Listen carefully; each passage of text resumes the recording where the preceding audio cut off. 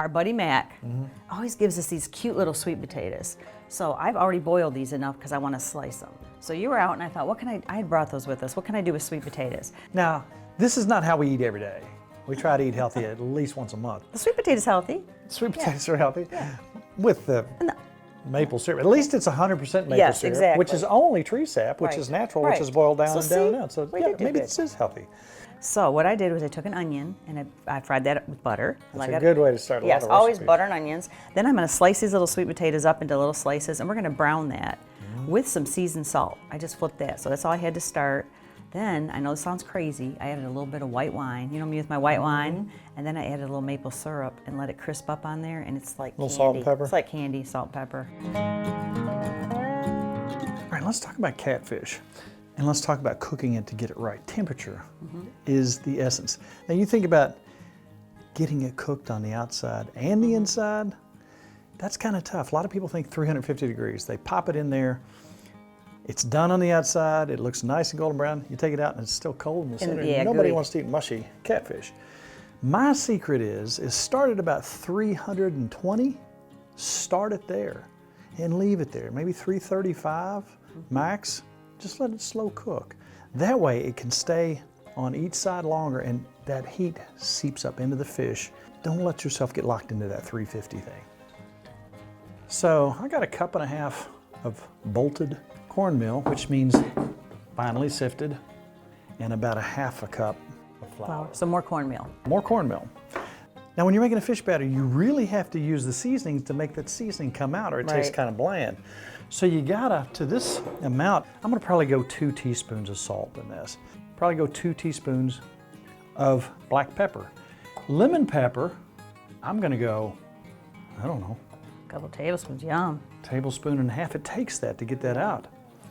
Then I'm gonna add some garlic, probably about, I don't know, teaspoon and a half. Then some onion powder, I like that flavor as well. Same there, about a teaspoon and a half.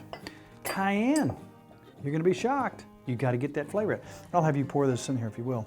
I'm gonna use probably a teaspoon and a half.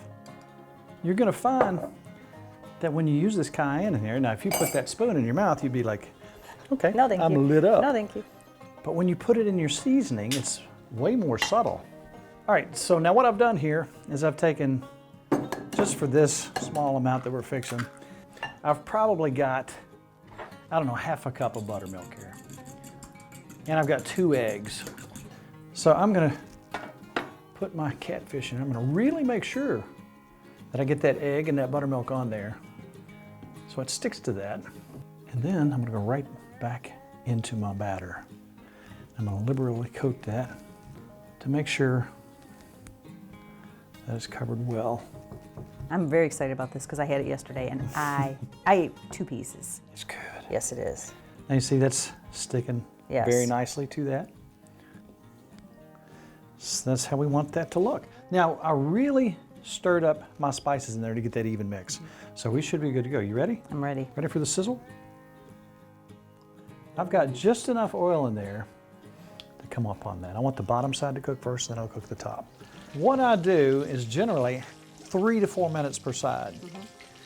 Then I'll roll it over, 3 to 4 minutes the other side, and then for 1 more minute, I'll flip it. I'm excited. Then I'll let it set.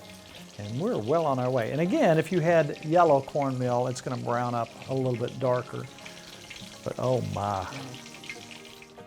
Temperature, temperature, temperature. That's perfect. I never let that go above 350 degrees. 335 to 340 max. Both sides are done. It's cooked all the way through. We're gonna let it set for a minute to continue to cook until it gets nice and beautiful. But look at that, that's white cornmeal. It'd be a little darker if it was yellow. We got your sweet potatoes. Now those are the little white sweet potatoes.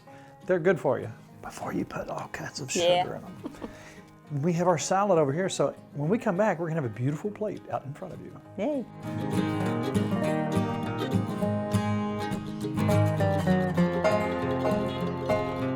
Ms. Farmer, I want you to try that first. Thank you, because I'm starving.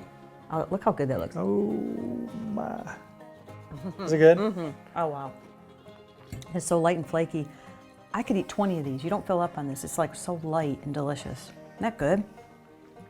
Wow. Now, you really have to beef the spices up. You did perfect. In order for it to get that taste, to get a little bit of heat, to get a little bit of the tanginess of the lemon, you really got to pour it to it. Now that seemed like a lot of pepper. It seemed like a lot of cayenne pepper, but it's not hot. You No. just taste it. It's perfect. Oh my. It's perfect. You did good. You want some more of this? I do. Am I gonna need to make a couple more? You do. Take a bite of that and I'll take a bite of this. I was gonna try some with you.